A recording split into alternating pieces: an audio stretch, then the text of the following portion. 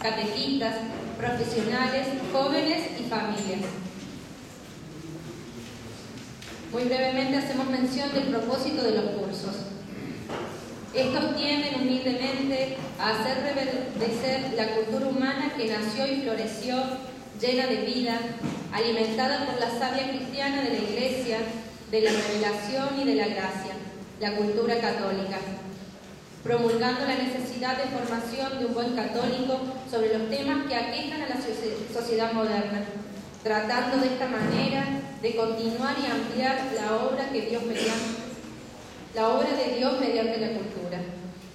Puesto que la cultura debe estar ordenada a la gracia de Dios y a la salvación de las almas, y debe servir eficazmente para la extensión del reino de Cristo sobre la tierra. Ahora los invitamos a ponerse de pie para encomendarnos a nuestro patrono San Luis del Rey de Francia. En el nombre del Padre, del Hijo y del Espíritu Santo. Amén.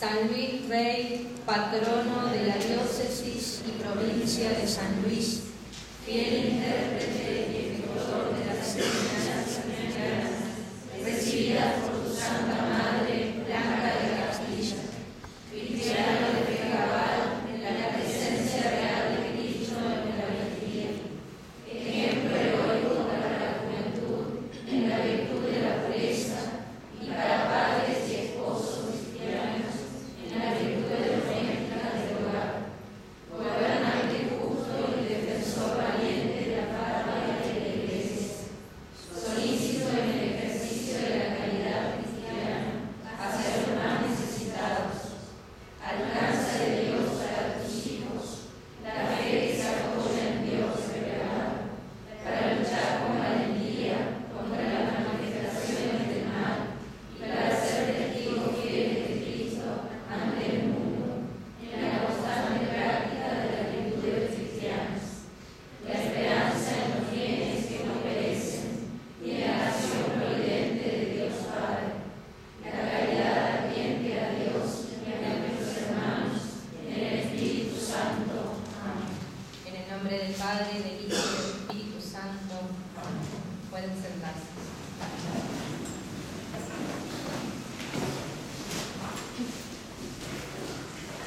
En el marco de este nuevo ciclo de conferencias, contamos con la inestimable presencia de los reverendos padres Luis González de Rico y Marcelo Parma. El padre Luis González de Rico, nacido en la ciudad de Buenos Aires, cursó sus estudios primarios y secundarios en el Colegio de Champagnat de las Hermanas Maristas. Se recibió de abogado en la Universidad de Buenos Aires en el año 1975. Cursó estudios de filosofía y teología en el Seminario Arquidiocesano de Paraná y fue ordenado sacerdote el 8 de diciembre de 1985. En el año 1985 fue designado vicario de la parroquia Nuestra Señora del Carmen de Nogoyá. En 1990, párroco de Nuestra Señora de la Paz, y en 1997, párroco de Nuestra Señora de Luján de la ciudad de Paraná. En el año 1999 fue trasladado de esta última parroquia a la subsede Paraná de la Universidad Católica Argentina como capellán y profesor de teología, integrando asimismo el Consejo Superior de la Facultad de Humanidades Teresa de Ávila y el Consejo Consultivo de la subsede. Entre los años 1992 y 2001 ha desempeñado el cargo de vicario episcopal de educación de la Arquidiócesis de Paraná. Asimismo, se desempeña como presidente del Consejo Provincial de Educación Católica y ha ocupado idéntico cargo entre los años 1997 y 2001 en el Consejo Arquidiocesano de Educación Católica. Ha actuado también como juez eclesiástico y defensor del vínculo en distintos procesos canónicos y ha sido capellán castrense del Ejército Argentino. Se ha desempeñado como docente desde el año 1975, habiéndose desempeñado hasta ahora en la Universidad de Buenos Aires, en la Universidad Católica Argentina, en el Seminario Diocesano de San Rafael, el Instituto Fons Vitae de Paraná y en otros institutos y secundarios. En el año 2007 se trasladó a la diócesis de San Rafael, donde se ha desempeñado como canciller, vicario episcopal de la educación y rector del seminario Santa María, Madre de Dios. Hoy nos disertará la familia en el Colegio Civil Argentino. Lo recibimos con un cálido aplauso.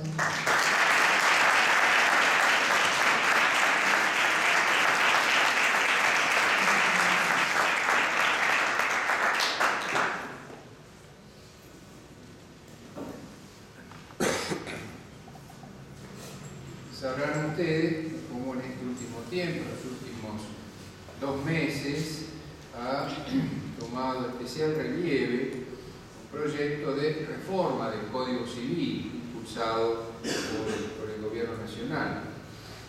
Este proyecto, ya redactado, presentado oficialmente al Congreso, ofrece muchos reparos de orden moral, y es por eso que ha habido reacciones contra esta reforma, pidiendo que se revean muchos puntos.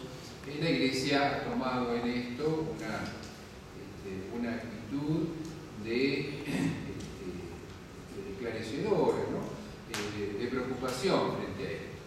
Y eso es entonces punto de partida para esta exposición, que lleva por título La familia y la reforma del Código Civil. Entonces, vamos a empezar primero por tener una breve idea somera acerca de lo que es un Código Civil, para que todos, y no solamente los versados en derecho, puedan tratar de calibrar la importancia de esta cuestión al comienzo, ¿no? Un Código Civil es como un conjunto, ¿sí?, unitario de normas sujetas a un sistema, un cuerpo legal, entonces sistemático, que tiene por objeto regular las relaciones civiles de las personas físicas y jurídicas también. De modo que el ámbito del Código Civil va abarcando la cuestión de las personas, de los bienes, los contratos, las sucesiones, la familia. Se dan ustedes cuenta la importancia que tiene en razón de esta amplitud, ¿no? Es entonces el marco básico, un Código Civil, es el marco básico que regula la vida del hombre, ¿no?, y sus relaciones en la sociedad, define el concepto de persona, incide en la vida diaria enormemente, incluso más que la propia Constitución, que estaría por allí arriba, ¿no?, el vértice de las normas de nuestra patria. Además, influiría, ¿por qué? Porque a cada momento está presente esa normativa del Código Civil acompañando la vida de los hombres. Esa es la opinión del gran jurista Guillermo Borda, que en el año 1968 presentó una reforma importante del Código Civil, la ley 17711, y al hacerlo decía: pese al riesgo de ser considerado casi como herético, decía el doctor Borda, estoy tentado de decir que el Código Civil es más importante que la propia Constitución Nacional, porque ella está más alejada de la vida cotidiana del hombre. En cambio, el Código Civil lo rodea constantemente, es el clima en que el hombre se mueve y tiene una influencia decisiva en la orientación y conformación de una sociedad. Y así se expresaba el doctor Borda, gran jurista argentino, autor de una muy importante obra de derecho civil. Es también famoso y muy conocido el pensamiento de Napoleón Bonaparte. Decía él: mi gloria no es haber ganado 40 batallas, Waterloo borrará el recuerdo de tantas victorias. Lo que nada destruirá, lo que vivirá eternamente, es mi Código Civil. Así decía Napoleón. Entonces, con esto yo creo que basta para entender la importancia del Código Civil en la vida diaria, cotidiana de los hombres. Una salvedad: cuando hablamos de Código Civil, recuerden lo que dije al principio, es un conjunto de normas pero ordenado según una sistematización que le da unidad. Y esto es propio de no hace tanto tiempo, comienzo del siglo XIX. Pero las normas que tienen que ver con las relaciones civiles, con la familia, como vamos a referirnos hoy, tienen una antigüedad muchísimo mayor. Como vamos a ver entre nosotros, las raíces de nuestro ordenamiento civil se hunden en la historia, la legislación hispana de la época medieval, el mismo derecho romano, el siglo VI, incluso antecedentes antes de Cristo, ¿no? Entonces, distingamos. Por un lado, cuando hablamos de código, queremos hablar de esas normas ordenadas, sistematizadas, con una lógica puesta por el legislador, ¿no?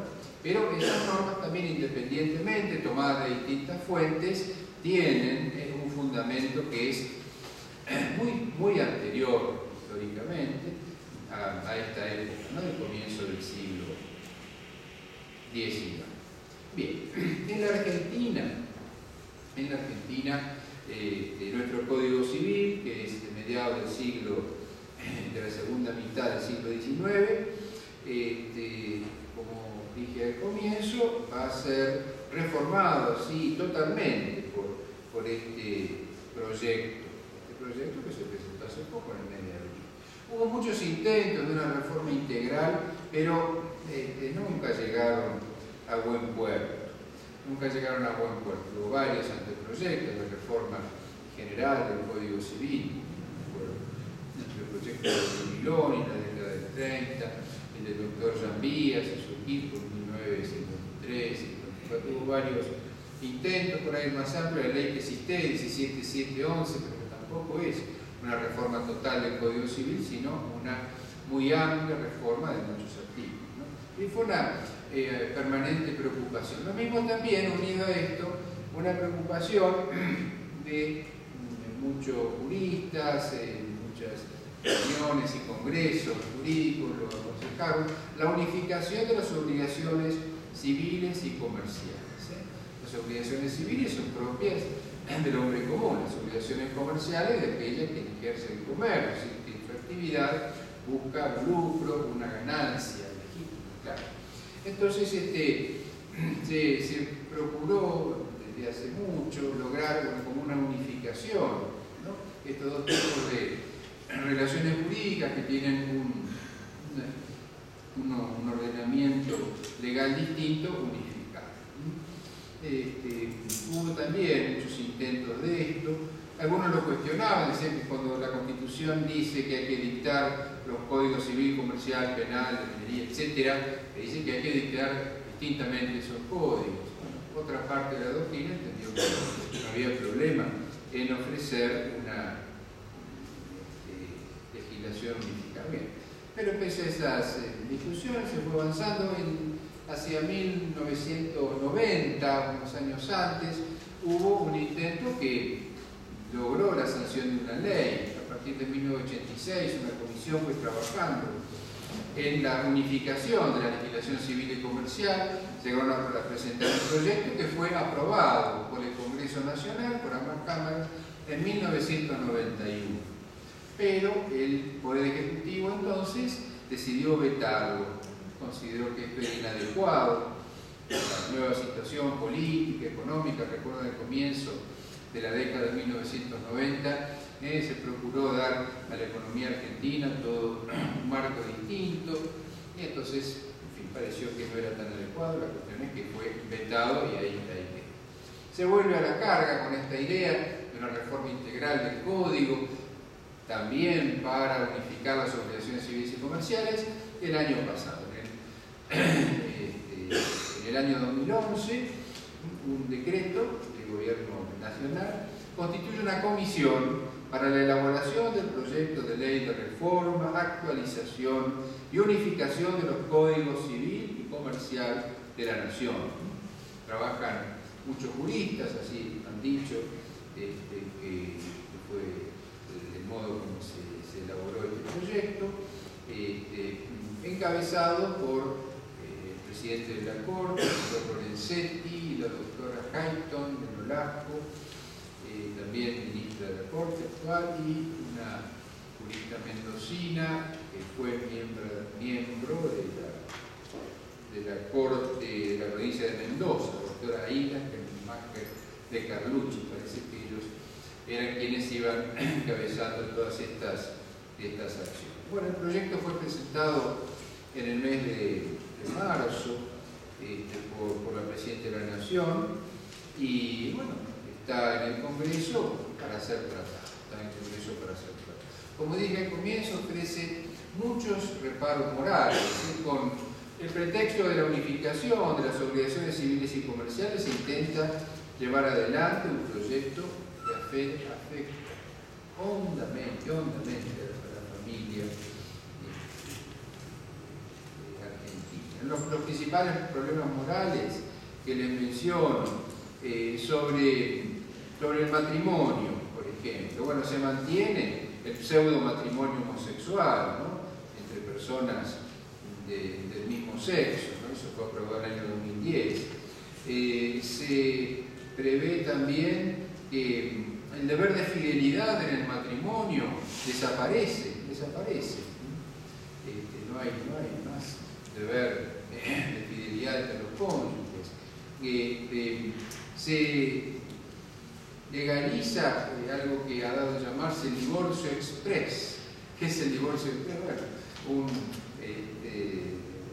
un modo procesal de llegar a la ruptura del matrimonio legalmente aprobada por un juez de un modo muy rápido, ¿no? Aún incluso, como veremos después, aprobada la ley del divorcio en el año 1987, 1988, había ciertos requisitos que no lo hacían tan fácil, había que esperar 3 años, había que hacer una presentación conjunta al juez, en fin, había una serie de requisitos. El divorcio express convierte la disolución de un matrimonio en un simple trámite que podría verificarse en pocos días. Eso en cuanto al matrimonio. Fíjense en cuanto al tema de la vida, se le da amplia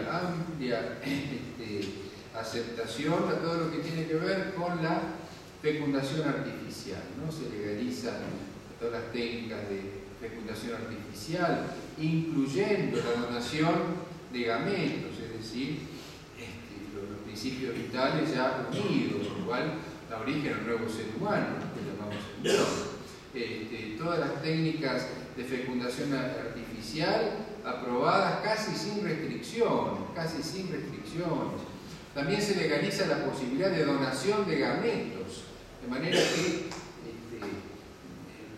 esa persona que ya existe latiendo en ese embrión pasa a ser un bien de cambio, ¿no?, que a través de un precio o determinadas convenciones puede parar a cualquier familia. Realmente impresionante. Pero el alquiler de vientres está previsto. ¿Qué significa esto? Bueno, una persona que nada tiene que ver con aquellos que quieren tener un niño, se hace fecundar artificialmente y una vez que el niño nace se lo entrega a quien va a ser legalmente su madre, su padre o ambos o lo que sea, ¿no? Realmente así. La gestación por sustitución, se llama maternidad subrogada. Entonces, vayan viendo qué dificultades morales tremendas se ofrecen. Vayan pensando en las personas que van a nacer en este contexto, ¿no? Vayan pensando. Otra cosa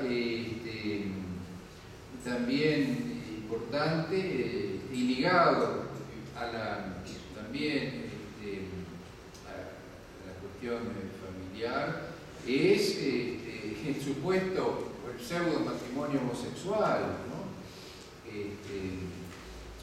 Por último, fíjense la legalización de la inseminación post-mortem, ¿no? Muere una persona que en estos bancos que hay hoy día ha dejado su semen, ¿no? Un varón ha quedado allí depositado. Bueno, la mujer de él, por ejemplo, que es viuda, y después de su muerte quiere ser fecundada con ese material, ¿no? ¿Qué va a surgir de allí? Un hijo, sí, pero que el hijo de un cadáver, en fin, todas estas cosas ustedes se dan cuenta rápidamente. Podríamos señalar otras más y de cada una de ellas podríamos decir mucho, no simplemente las enuncio para que vean ustedes la gravedad de esta situación. Con ser cosas de tanta importancia en orden moral, han tenido, como yo digo, ¿no?, una reacción importante. Se ha referido a este problema la Conferencia Episcopal Argentina, la Universidad Católica Argentina, a través de su Instituto de Bioética, el Arzobispo de La Plata dedicó hace pocas semanas un programa semanal que tiene por televisión, que es muy visto este tema. En la reciente pastoral de Monseñor Pedro Martínez sobre la vida humana también van a encontrar abundantes y bien fundamentadas enseñanzas, ¿no?, sobre varios de estos temas. Pero esta noche yo quisiera seguir un camino distinto, ¿no?, ir tomando cada uno de estos temas y refutándolo con los argumentos que hay desde el punto de vista natural y cristiano, defendiendo el orden natural y cristiano sobre la familia. No quisiera tomar ese camino, que a otros lo han hecho con solvencia, sino ofreciendo otro tipo de argumentación, una argumentación de tipo histórico.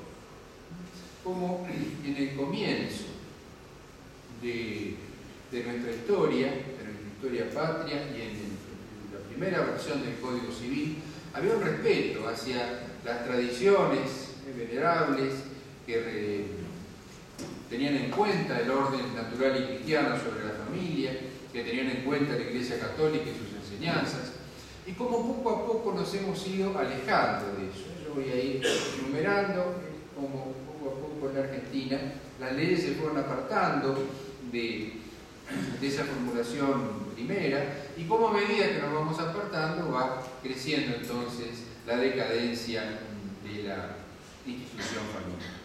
Como punto de partida vamos a tomar la normativa, es decir, las normas jurídicas sobre la familia que estaban en vigencia antes de la sanción del Código Civil. El Código Civil argentino se sanciona, como les dije, en la segunda mitad del siglo XIX, el último tercio del siglo XIX, 1870, 71 comienza su vigencia. Bueno, ¿cuál era la normativa anterior?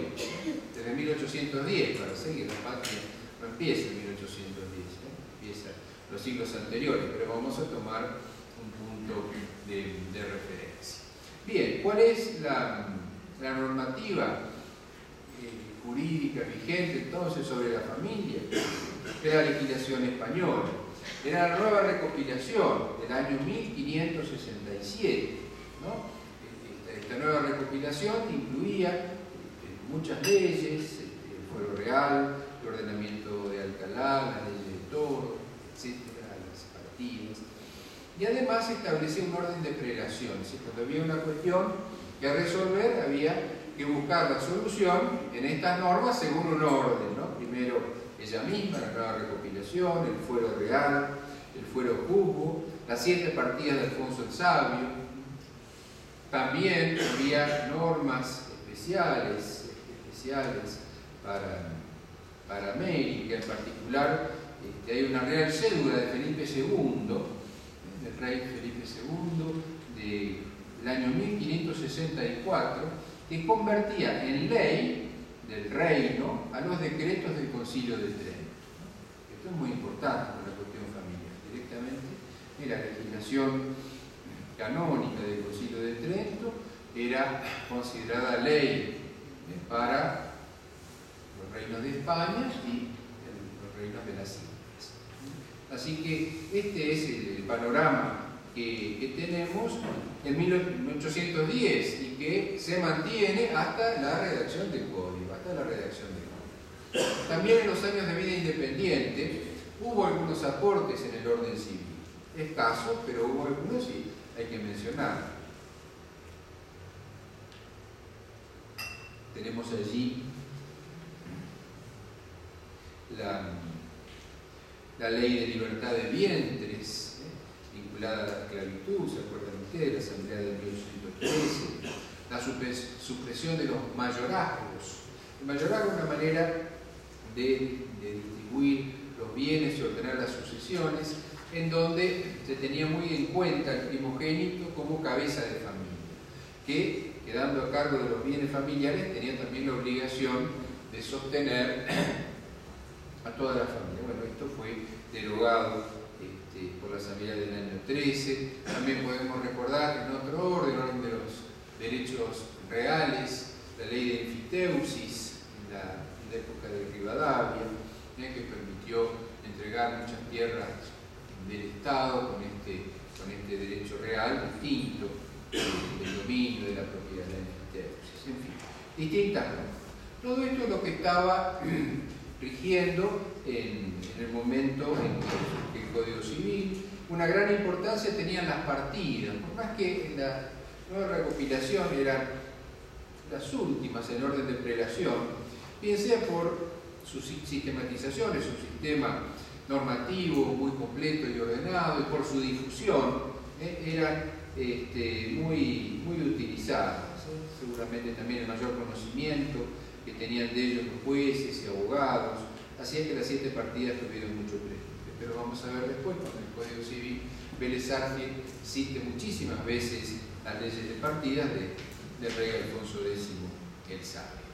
Bueno, como ya hemos dicho, la Constitución de 1953, en el inciso 11 del artículo 67, facultó al Congreso a aplicar los códigos civil, comercial, penal, minería, etc. Entonces, el presidente de la Nación, en 1864, que lo era Bartolomé Mitre, decidió encargarle esta tarea a una sola persona. Habitualmente se nombran comisiones para esto. Mitre tal vez más práctico, sabiendo que no es tan fácil trabajar cuando hay muchos en el mismo empeño, lo designa a Dalmacio Vélez Arfiel, un jurista que tenía ya su prestigio, cordobés, se había dedicado al derecho toda la vida, había trabajado en la época de la Rosa, se había asesorado también al restaurador, era una figura respetada en el orden público. Bueno, se pone a trabajar solo, con la ayuda de algunas otras personas, pero que le prestan una colaboración de tipo instrumental, amanuenses. Uno de ellos tuvo importancia después para la historia argentina, el Victorino de la Plaza, que llegó a ser presidente de la Nación. En ese momento era estudiante de Derecho y pasaba en limpio las cosas que Dalmacio Vélez Arfiel le entregaba o le tomaba el dictado, cosas que él quería decir. Y algún otro más, pero no muchos. Termina su trabajo y presenta el proyecto. Ahora es presidente Sarmiento, que en 1869 eleva el proyecto al Congreso, recomendando que se aprobara libro cerrado, que no se discutiera, porque iba a dar lugar a un debate casi infinito. Dice, total, después poco a poco se irá reformando lo que sea necesario en sucesivas leyes. Así es que se aprueba el proyecto, determinando como fecha de vigencia el 1 de enero de 1870. 1 de enero de 1870. Y empieza entonces la vigencia del Código Civil argentino. Para la redacción del Código, Vélez Arfiel se inspiró en códigos contemporáneos, en leyes nacionales, internacionales, en buena parte de la doctrina de la época. Tiene en cuenta el derecho romano, la legislación española, la legislación patria, el derecho canónico, el Código de Napoleón, algunos de sus comentaristas más importantes, Aubry Roth, Troplon, de Molon, juristas que tenían mucho prestigio en ese momento, como comentadores del Código de Napoleón. También la obra de Freitas, un jurista brasileño, Augusto Teixeira de Freitas, sigue muy de cerca dos obras y otras normas, el Código de Austria, ya nos recordaba el padre Parma, ¿no? Que para muchas cuestiones de la vida y la concepción tomó ideas del Código de Austria. En fin, como un hombre aficionado al derecho pero estudioso, procuró documentarse del mejor modo posible lo que tenía entre manos.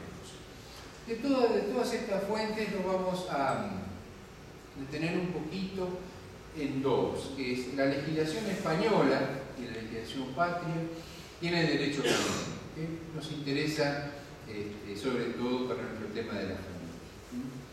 Cuando terminó su obra, Vélez Arfiel fue criticado por haber dejado de lado la legislación española, nada menos que por Juan Bautista Alberdi, ¿no? El autor de las bases, tenido como padre del orden constitucional argentino.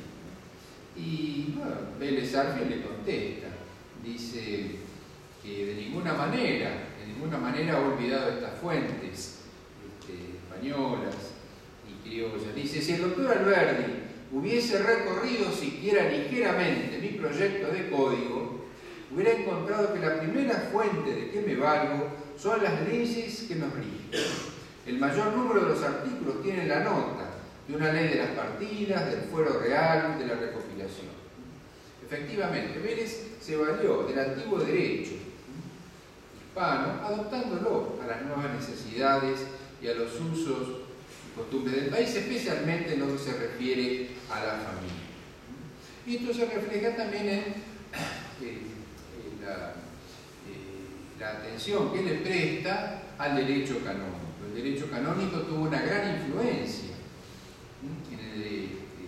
en el código de Vélez Arfield, sobre todo en lo que se refiere al matrimonio. Vélez dejó el matrimonio bajo la jurisdicción de la Iglesia Católica, tomando el matrimonio canónico como base de la institución familiar y adjudicándole efectos civiles. Ya vamos a ver algunas normas que les voy a leer, ¿no? También la validez del matrimonio quedaba a cargo de los tribunales eclesiásticos. ¿Y por qué lo hace? Lo dice en la nota del artículo 167. Las personas católicas, escribe Vélez Arfield, las personas católicas, como las de los pueblos de la República Argentina, no podrían contraer el matrimonio civil. Para ellas sería un perpetuo concubinato, condenado por su religión y por las costumbres del país. La ley que autorizara tales matrimonios en el estado actual de nuestra sociedad desconocería la misión de las leyes, que es sostener y acrecentar el poder de las costumbres y no enervarlas y corromperlas.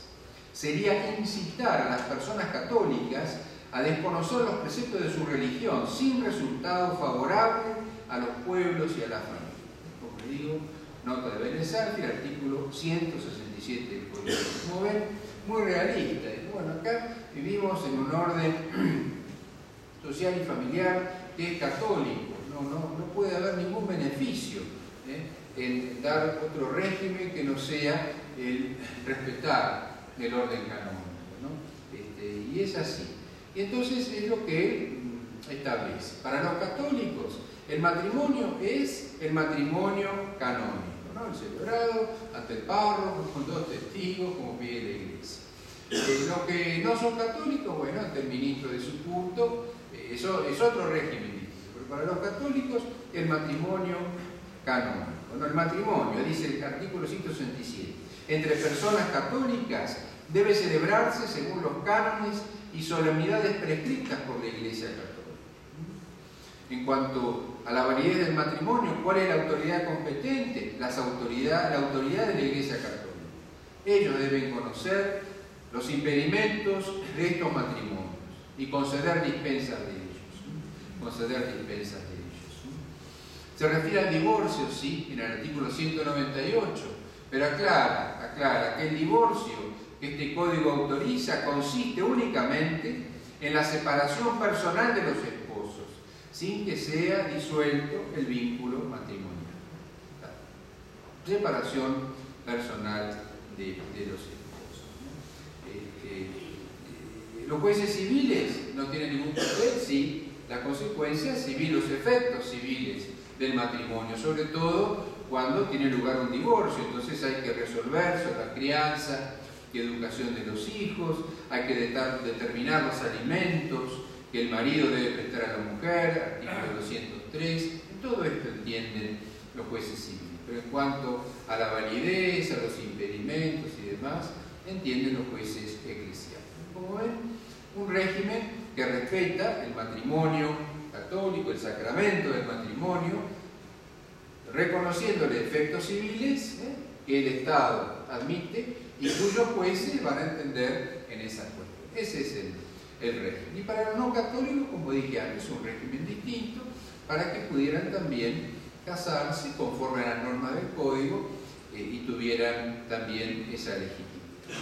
Bien, este es el régimen entonces del Código Civil, tal cual lo pensó y lo redactó Vélez Sarsfield, en vigencia desde 1870. Lamentablemente este régimen no duró demasiado. Poco tiempo después, en 1888, se dicta la ley de matrimonio civil. Recordemos un poco el contexto histórico. Ya estamos hablando de la época de la llamada generación del 80, con esa adopción, ¿no?, del liberalismo como un paradigma que debía imponerse en la Argentina. Recordemos la ley de educación llamada 1420, que establece que la educación ha de ser laica, no se puede enseñar religión en las horas de clase, etc. Entonces, en ese clima, ¿no?, de liberalismo, de oposición a la Iglesia, predominio de la masonería, es que surge también esta ley de matrimonio civil, 1888. Gobierna Juárez Selman, el cuñado de Roca, era casado con una hermana de la mujer de General Roca, y lo sucede en la presidencia de la Nación. Se presenta, como digo, este proyecto, es defendido calurosamente, entre otros por Eduardo Wilde, que había sido el gran defensor de la ley de educación, 1420. Se lleva adelante un debate muy importante en el Congreso. Católicos esclarecidos defienden la permanencia del régimen del Código Civil frente a esta novedad, como Pedro Lucas Funes, Manuel Didimo Pizarro y sobre todo José Manuel Estrada, que en la Cámara de Diputados dice: este proyecto es una tentativa que conspira contra la filosofía social, que conspira contra el principio cristiano, que conspira contra la familia, que conspira contra los fundamentos de la libertad civil, que conspira finalmente contra las bases esenciales de la civilización nacional. Pero el esfuerzo de José Manuel Estrada y los demás lo alcanzó. Finalmente la ley es aprobada con el número 2393, 1393, que cambia el sistema. Ya no se tiene ninguna consideración al régimen canónico, al sacramento del matrimonio. Ahora el matrimonio será un trámite ante el jefe de registro civil. Así lo dice el artículo 188 del Código Civil reformado por esta ley. Dice: el matrimonio deberá celebrarse ante el oficial público encargado del registro del estado civil y capacidad de las personas que corresponda al domicilio de los contrayentes. En el acto de la celebración, el oficial público leerá algunos artículos del Código, recibiendo de cada uno de ellos, uno después del otro, la declaración de que quieren respectivamente tomarse por marido y mujer, y pronunciará el nombre de la ley que quedan unidos en matrimonio. Se reemplaza la actuación del sacerdote por la del oficial público a cargo del registro civil, ¿no? Y el matrimonio, simplemente celebrado de esta manera, es registrado en los libros del Estado, no ya en los libros de la Iglesia, no ya en los libros de la Iglesia en cuanto a matrimonio civil, ¿no? Hay un gran rechazo. Una vez que se aprueba la ley, hay un gran rechazo porque la ley vuelve a regular totalmente el matrimonio, los impedimentos, la celebración, los efectos, las acciones, y por supuesto desconoce todo efecto civil al matrimonio religioso. El que quiera puede casarse, porque no está prohibido. Incluso parece un poco irónico, dice que el oficial público, cuando alguien se case por civil, no podrá oponerse a que los esposos hagan bendecir su unión en el mismo acto con el ministro de su culto. En realidad, lo que realmente se hace es celebrar el matrimonio, ¿no es cierto?, como corresponde según el derecho canónico. Pero fíjense, tanto preveían los legisladores que iba a haber un rechazo a esta ley que pusieron una disposición penal, respecto del matrimonio religioso. El artículo 110 establece que los ministros, pastores y sacerdotes de cualquier religión o secta que procediera a la celebración de un matrimonio religioso sin tener a la vista el acta de la celebración del matrimonio estarán sujetos a las responsabilidades establecidas por el artículo 147 del Código Penal, y si desempeñasen oficio público serán separados de él. En el primer tiempo, después de la sanción de la ley, hubo muchos conflictos, incluso muchos párrocos que fueron a prisión por esto, porque les parecía que tenían que expresar su rechazo a la ley, no haciéndole caso, ¿no? Y casaban a la gente sin el matrimonio civil previo, ¿no? Fue un tiempo sí, de mucha tensión, luego ya se fue aceptando la manera de obrar que actualmente rige, ¿no? Luego el matrimonio civil se hace el matrimonio religioso. Pero hay una cosa muy importante en esta ley 2393 y la introducción del matrimonio civil, y es que después de muchísimos siglos entre nosotros, ya la familia es sacada del ámbito religioso. Ya el matrimonio no es un sacramento, ya no está bajo la órbita del derecho canónico, del párroco para su celebración o de las autoridades de la iglesia para entender los impedimentos y la nulidad. Se saca, como les digo, el matrimonio del ámbito de lo religioso. Y entonces queda al margen, queda sometido a los avatares de cualquier ley, sujeto a mayorías cambiantes que pueden resolver en un sentido o en otro. La institución familiar en el derecho argentino pierde entonces toda esa riqueza de su fundamento multisecular para quedar reducida, como digo, al ámbito de la legislación profana y a cualquier modificación, ¿no? Como efectivamente se fue verificando después. Bien, la primera consecuencia de esta vigencia del Código Civil fue el de matrimonio civil, fueron los intentos de ley de divorcio, no ya como preveía Vélez, sin disolución del vínculo, sino disolviéndolo y permitiendo ulteriores nupcias, ¿no? Que pudieran casarse. Un intento fue en 1902.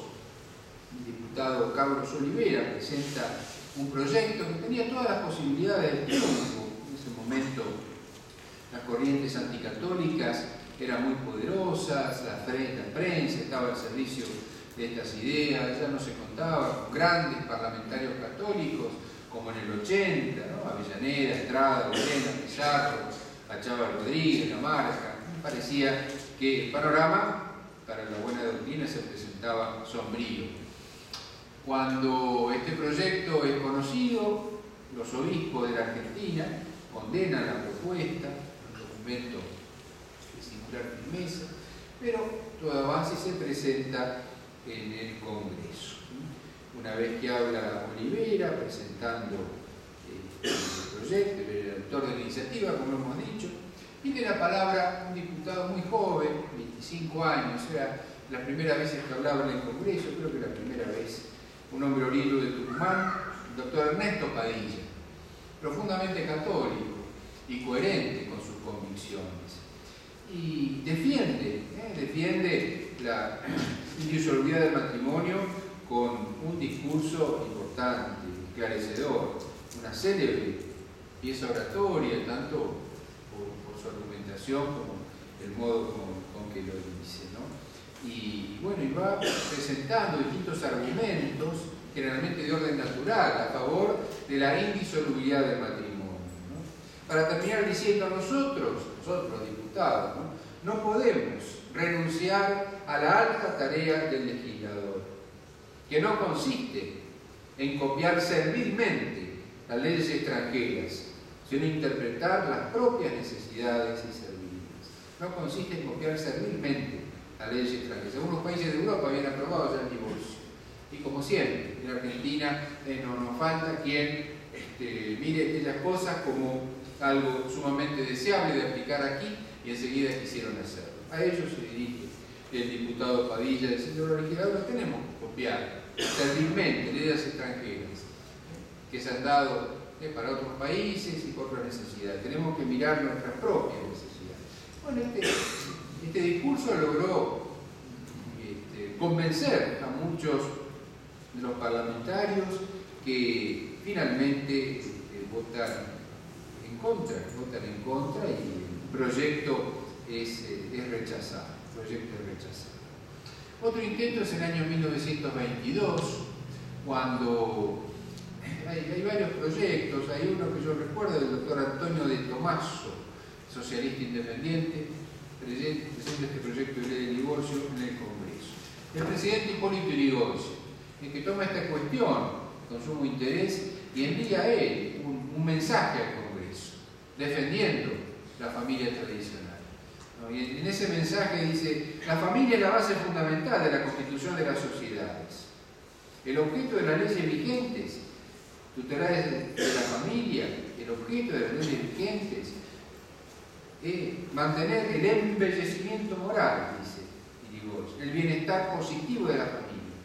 Hay que respetar, dice, el tipo ético de familia que nos viene dado de nuestros mayores. Seguramente está pensando en todas estas normas anteriores, en la legislación española, lo que se vivía en la sociedad argentina. El tipo ético de la familia nos viene dado de nuestros mayores. Es piedra angular, es base de la grandeza del país. Y entonces dice que no se puede modificar el derecho de familia, hay que dejarlo tal como está arreglado en este punto de la indisolubilidad. El matrimonio no puede disolverse por el divorcio. El matrimonio, dice Yrigoyen, conserva en nuestra sociedad el sólido prestigio de las normas morales y jurídicas en que reposa. Normas morales y jurídicas en que reposa. Finalmente, la iniciativa no prosperó. Años después, 1954, ahí sí prospera un proyecto de ley de divorcio vincular, enmarcado en la lucha del gobierno de Perón con la Iglesia, en ese año 1954. Desde los comienzos, las relaciones de Perón con la Iglesia habían sido muy buenas, óptimas. Había habido mucha coincidencia, muchos temas. Pensemos la Revolución del 43, del cual Perón fue vicepresidente, puso la enseñanza religiosa en los colegios. Más adelante, en 1947, creo que fue ratificado ese decreto ley por una ley ya del Congreso. Hubo muchas medidas favorables a la Iglesia, incluso en el orden material. Construyó Perón varios seminarios y algunas otras construcciones para la Iglesia, capillas, templos, etc. En fin, en el comienzo, en los primeros años, 6, 7, 8 años de gobierno, la relación, como dije, fue óptima. Luego, hacia este momento, años 53, 54, sobre todo empieza a enrarecerse el clima político y las relaciones entre la Iglesia y el gobierno empiezan a ponerse algo tirantes. Algunos lo atribuyen a la creación del Partido Demócrata Cristiano, que había sido formado en Europa, y aquí quisieron algunos católicos hacer algo semejante, pero lo tomó como un agravio personal, decía que un partido cristiano era el suyo que había adoptado la doctrina social de la Iglesia, se había llevado incluso a una reforma constitucional y había ayudado tanto a la Iglesia. Entonces no entendía cómo podía haber un intento de crear un partido demócrata cristiano. Parece que este fue el origen de la divergencia. Bueno, lo cierto es que realmente en 1954 hay un enfrentamiento fuerte, hay discursos explícitos de Perón que acusan a algunos sectores de la Iglesia de querer derribarlo, y hay algunas medidas como provocativas, la suspensión de la enseñanza religiosa obligatoria, que había sido aprobado por la Revolución del 43 y también como dije antes, con una ley, 947, la suprime. También suprime las ayudas o subvenciones a los colegios católicos. También establece una ley de profilaxis tolerante con la prostitución. En la década del 30 habían tomado una medida restrictiva para eso, y Perón vuelve sobre eso. Tiene una serie de medidas que se enmarcan en ese enfrentamiento con la Iglesia. Y una de ellas es la ley de divorcio. Logra, tenía una amplia mayoría en el Congreso, que se aprobara la ley 14394, cuyo artículo 31 establecía el divorcio como una parte de este enfrentamiento con la Iglesia. Dice el artículo que he citado: transcurrido un año de la sentencia que declaró el divorcio, cualquiera de los cónyuges podrá presentarse al juez que la dictó pidiéndole que se declare disuelto el vínculo matrimonial. Esta declaración autoriza a ambos cónyuges a contraer nuevas nupcias. Tenemos ahí entonces el divorcio vincular. Este proceso que comenzó con la ley de matrimonio civil 2393 en 1888, en el año 1954, incluye ya el divorcio vincular. Esta norma tiene una vida breve, un año y medio, porque en el año 1956 el gobierno de la Revolución Libertadora lo suspende, curioso, no lo deroga, no lo suprime, pero lo suspende, y así suspendido tuvo 30 años más o menos. Bien, el siguiente intento de divorcio es del año 1987, estamos bajo la presidencia del doctor Alfonsín, se lleva este proyecto al Congreso Nacional. Hay también una gran controversia entre aquellos que defienden el divorcio y aquellos que defienden la familia indisoluble, una presencia muy importante de la Iglesia, tanto de tipo académico, conferencias, hasta libros que se publican, como también acciones para mostrar dónde está la voluntad de buena parte del pueblo argentino, una famosa procesión que se hizo desde Luján a Buenos Aires con la imagen de la Virgen de Luján, una concentración muy grande en el Congreso Nacional, que fue gente de todos lugares del país, en fin, una controversia muy importante, pero finalmente fue aprobada esta ley del divorcio en el Congreso, y con el número 23515 se aprueba, por ejemplo, lo siguiente. La disolución del vínculo matrimonial se verificará en los siguientes casos: primero, por la muerte de los esposos; luego, por el matrimonio que contrajere el cónyuge del declarado ausente con presión de fallecimiento; y en tercer lugar, por sentencia de divorcio vincular. Transcurridos 3 años del matrimonio, los cónyuges en presentación conjunta podrán manifestar al juez competente que existen causas graves que hacen moralmente imposible la vida en común y pedir su divorcio vincular. Los cónyuges recuperarán su actitud nupcial y cesará la vocación hereditaria recíproca. Ahí tenemos la ley del divorcio, que esta vez sí que llegó para permanecer en el orden jurídico argentino. Incluso hay un artículo que prohíbe toda renuncia a pedir la separación personal. Previeron que alguna persona puede decir: yo quiero casarme con un vínculo indisoluble. Bueno, el artículo 230 se lo prohíbe, dice: es nula toda renuncia de cualquiera de los cónyuges a la facultad de pedir la separación personal o el divorcio vinculado al juez competente. Régimen que tenemos hasta ahora, agravado por lo que dije al principio con esto del matrimonio express.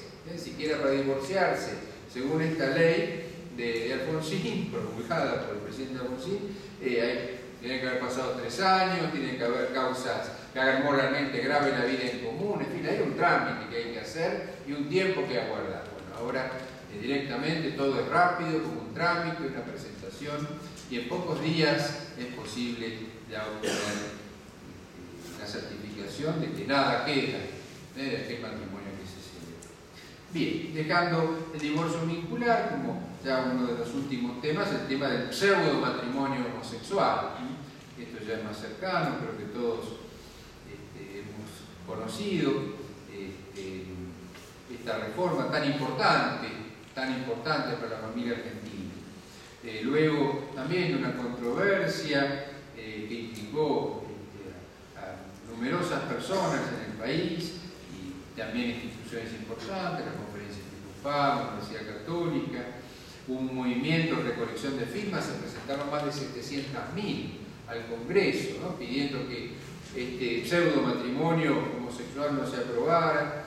Hubo actividades en todo el país a través de asambleas en distintas zonas donde se presentaban los argumentos, mayoritariamente eran defensores del matrimonio como corresponde.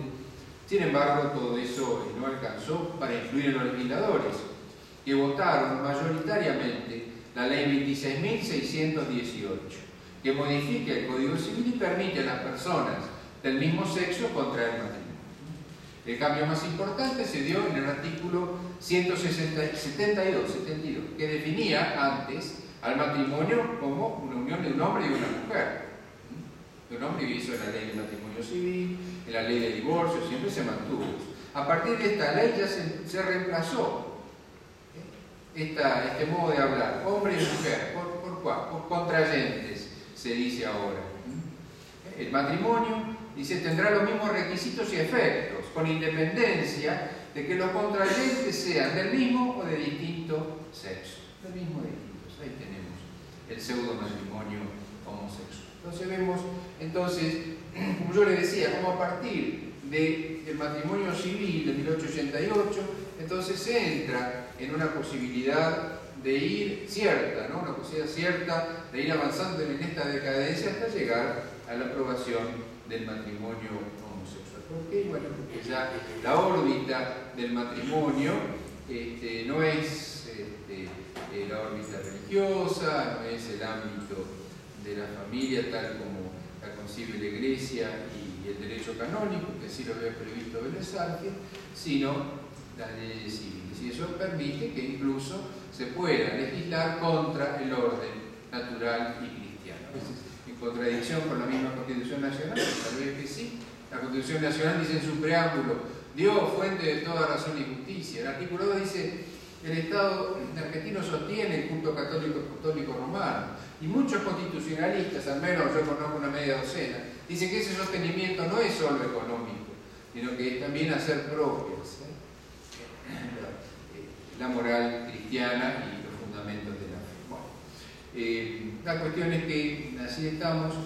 Y para terminar, yo les diría, ¿no?, entonces, que en esta evolución jurídica de la familia en derecho argentino podemos ver claramente como dos posiciones bien diferentes. El respeto del orden natural y cristiano, con Vélez Arfield, con José Manuel Estrada, con Ernesto Padilla, con Hipólito Yrigoyen, ¿no?, que puede resumirse en las palabras de Vélez Arfield, que ya citamos hoy. La misión de las leyes es sostener y acrecentar el poder de las costumbres, no enervarlas y corromperlas. Sería incitar a las personas católicas a desconocer los preceptos de su religión sin resultado favorable en los pueblos y en la familia. No estamos, decía Padilla, no estamos los legisladores para copiar servilmente leyes extranjeras, sino para interpretar las propias necesidades. Frente a esto, una frase que resume la otra tendencia, liberada del orden natural y cristiano. La presidenta Cristina Kirchner, al promulgar la ley del pseudo matrimonio homosexual, dijo: no hemos promulgado una ley, hemos promulgado una construcción social. El orden social lo hacemos nosotros, como nos parece, según los impulsos de nuestra libertad absolutamente independiente, no solo de toda ley divina, sino también del recto orden natural y de lo que diga la inteligencia. No hemos promulgado la ley, hemos promulgado una construcción social. Nada más.